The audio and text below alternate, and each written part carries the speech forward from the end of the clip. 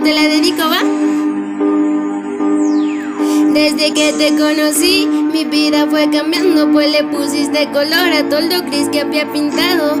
Todas esas noches que las pasaba llorando, ahora son felices porque te tengo a mi lado. Cuando me siento sola eres mi única compañía, eres ese ángel que día a día me guía. Cuando tengo problemas tú los enfrentas conmigo, por eso y mucho más, eres mi mejor amigo. Desde que te elegí como mi mejor amigo, conozco el amor real, ese amor que no es fingido, ese amor del bueno que sí es correspondido. Desde que nunca falla, menos que soy un mal amigo, pero bueno, yo sé que no es tu caso porque has estado conmigo en momentos buenos y malos. Por eso estoy orgullosa de tenerte a mi lado como mi mejor amigo, casi como un hermano.